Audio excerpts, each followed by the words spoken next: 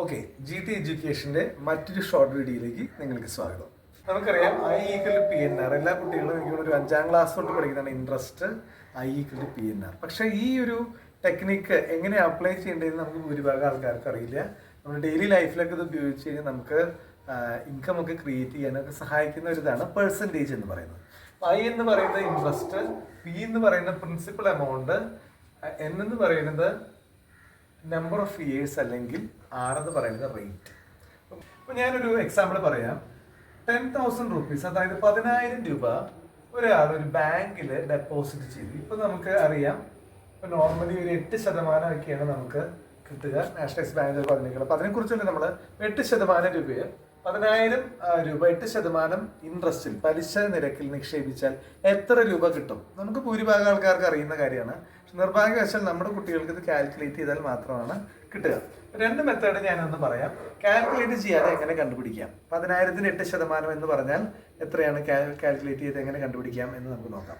10,000-ന്റെ 1% എന്ന് പറയുന്നത് എത്രയാണെന്ന് നോക്കാം. ഓക്കെ, 10,000-ന്റെ 1% എന്ന് പറയുന്നത് 10,000 × 1/100 ആണ്. ഇതേ മെത്തേഡ് വെച്ചിട്ട് തന്നെയാണ് 8%. അപ്പോൾ നമുക്കത് മനസ്സിൽ മൾട്ടിപ്ലൈ ചെയ്ത് കണ്ടുപിടിക്കുന്നതിന് അല്ലെങ്കിൽ നമുക്ക് എഴുതി കണ്ടുപിടിക്കുന്നതിന് എളുപ്പമാണ് നമുക്ക് മനസ്സിൽ കാൽക്കുലേറ്റ് ചെയ്ത് പറയാനായിട്ട്. അപ്പോൾ 10,000-ന്റെ 1% എന്ന് പറയുന്നത് 100 ആണ്.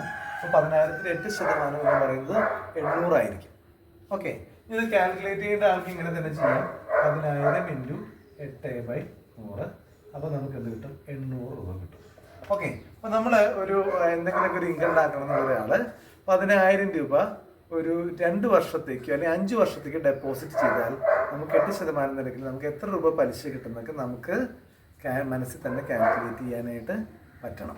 അപ്പോൾ ഇത് കണ്ടുപിടിക്കാൻ 100-ന്റെ കഴിഞ്ഞ വീഡിയോയിൽ നമ്മൾ പറഞ്ഞു 100-ന് 100% 100 ആണ്. 10,000-ന്റെ 8% 800 രൂപയാണ്. 10,000-ന്റെ 10% 1000 രൂപയാണ്. 10,000-ന്റെ 1% 100 രൂപയാണ്. 10,000-ന്റെ 1% 100 രൂപയാണെങ്കിൽ 10,000-ന്റെ 12% എന്ന് പറയുന്നത് 1,200 രൂപയാണ്. അതുപോലെ 10,000-ന്റെ 18% എന്ന് പറയുന്നത് 1,800 രൂപയാണ്.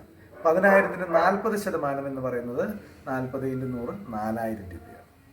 ഓക്കെ, അപ്പോൾ ഈസി ആയിട്ട് ഈ ഒരു ടെക്നിക്ക് മനസ്സിലാക്കിയാൽ എല്ലാവർക്കും വളരെ ഈസി ആയിട്ട് ഈ ശതമാനം കണ്ടുപിടിക്കാൻ പറ്റുമെന്ന് വിചാരിക്കുന്നു. മറ്റു വീഡിയോയുമായിട്ട് നമുക്ക് വീണ്ടും കാണാം. നിങ്ങൾക്ക് ഈ വീഡിയോ ഇഷ്ടമായെങ്കിൽ മറ്റുള്ളവരിലേക്ക് ഷെയർ ചെയ്യുക, കമൻറ്റ് ചെയ്യുക. അതുപോലെ തന്നെ നിങ്ങൾക്ക് ആവശ്യമുള്ള ഏത് ടോപ്പിക്കുകളാണ് നമുക്ക് ഉൾപ്പെടുത്തേണ്ടതെന്ന് പറഞ്ഞാൽ അതും വളരെ നമുക്ക് ഷോർട്ട് വീഡിയോ ആയിട്ട് ഉൾപ്പെടുത്താം. എല്ലാവർക്കും നന്ദി, നമസ്കാരം.